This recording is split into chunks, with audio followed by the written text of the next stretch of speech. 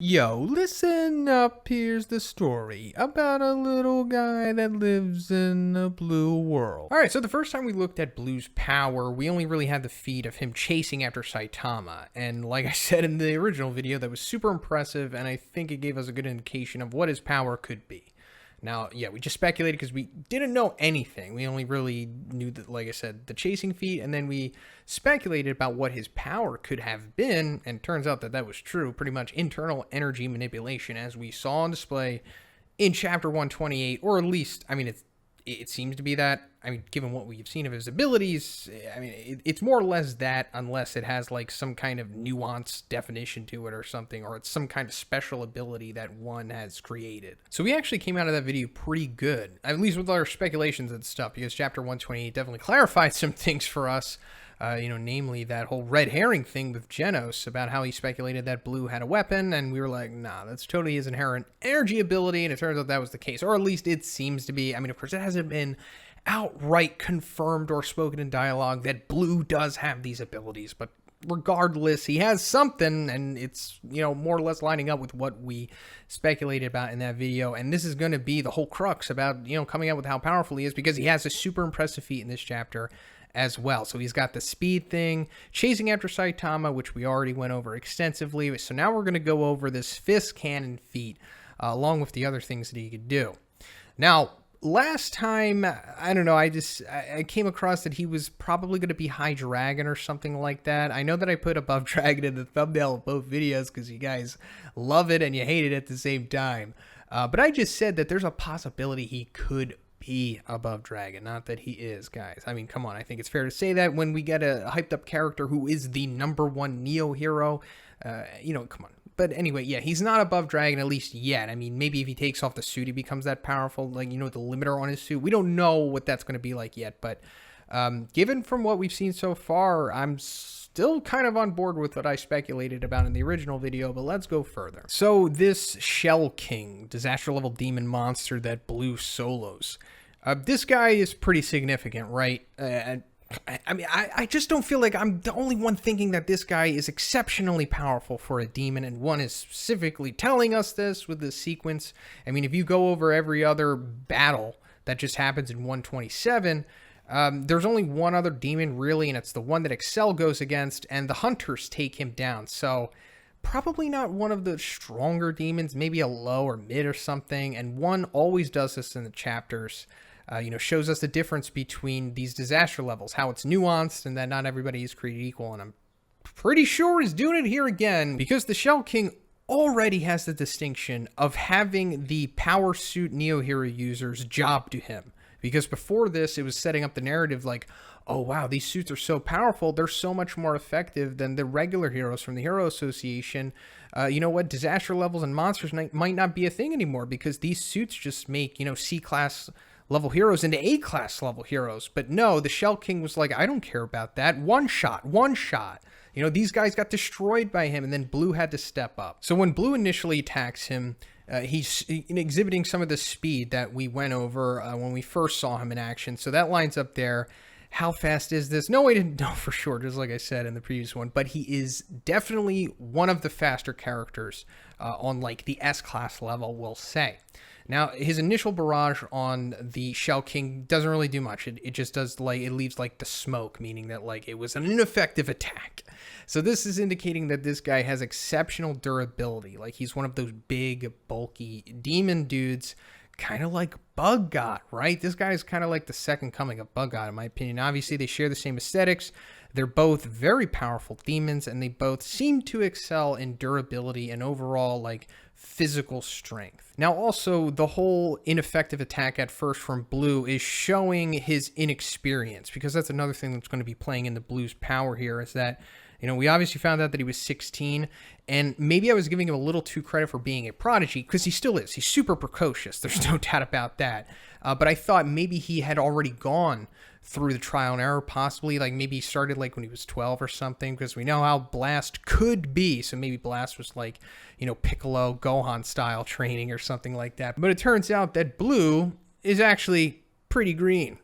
But that's fair, I would say, to this character. But the inexperience led him to, I guess, underestimating the demon level, because he didn't give enough strength, he didn't give enough effort, and that's why we get the dialogue from him like, oh, so demon levels are strong creatures. No wonder the heroes of the Hero Association are having also trouble. Now, this is another interesting little bit of dialogue here, because one has kind of been setting up this narrative since, I guess, chapter 119, to where he's trying to tell us over and over again that demons are not weak. Because in chapter 119, Genos meets up with Saitama and he's like all messed up.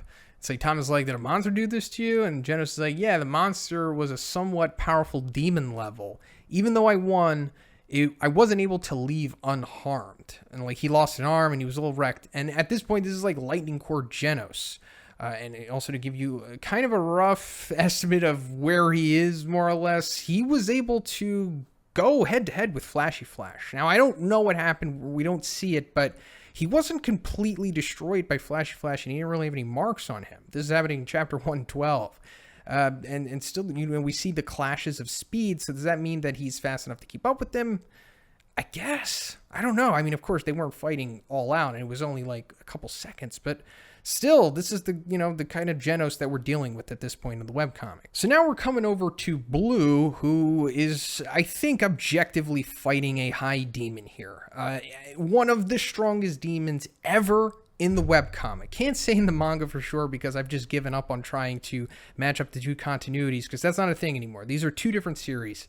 And for the webcomic, this is, if not the strongest demon, then definitely one of them ever.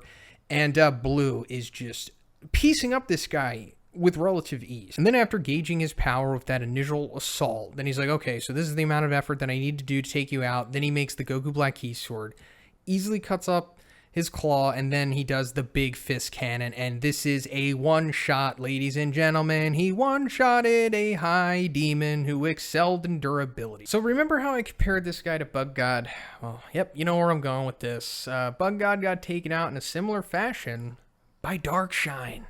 So I'm not saying that this Shell King is as strong as Bug God, because there's no way to say for sure. I don't know. They're both strong demons with high durability, and both were one-shotted in impressive fashion by two characters who might be around the same level of power, possibly. Now, again, no way to say for sure, but really take a look at the feats of characters within the webcomic, at least. Let's try to not contaminate this with the manga too much, because that kind of makes things a little funky. But Blue, as far as like non-monsters and hero characters go, this is definitely one of the most impressive feats. Easily. This is, like I said, high demon getting one-shotted, like completely destroyed by one of Blue's just, I guess, standard special attacks. I mean, obviously, this is at the peak of his power, because he said that he can remove the limiter on his suit, and he hasn't done that yet. So the fact that he can one-shot high demons, I think that's kind of evident of his overall power, not even going into him removing the limiter on his suit. Typically, stuff like this is what we have seen of, like, mid-dragons and up, right? I mean, like, is a low dragon destroying, one-shotting a high demon like this? That doesn't seem likely, and we don't have a lot of evidence to support that in the series, as far as I know. But I will say that usually high dragons do stuff like this. This is my opinion, but yeah, I'm thinking Blue is a high dragon, and one gave him a dragon level opponent for the next chapter, or the next couple chapters, whenever he goes against him.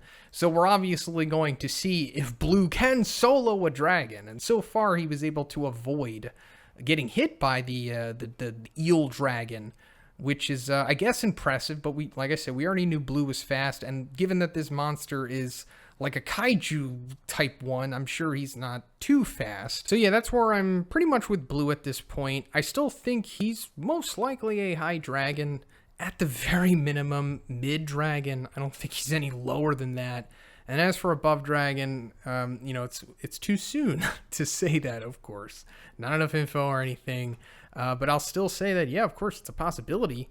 Him removing the limiter on his suit, who knows how powerful that is going to be, which we will inevitably see, because, that's Chekhov's limiter. But I guess until he fights the eel dragon, we're just going to have to wait. And that's when I will make the third part to how powerful is Blue, because you know that's coming. But until then, let me know what you think about this. If you liked the video, guys, please give it a like. I also have a Patreon, gives you extra weekly Q&A. And if you haven't already, please subscribe as well. Have a great day, and I'll see you in the next one.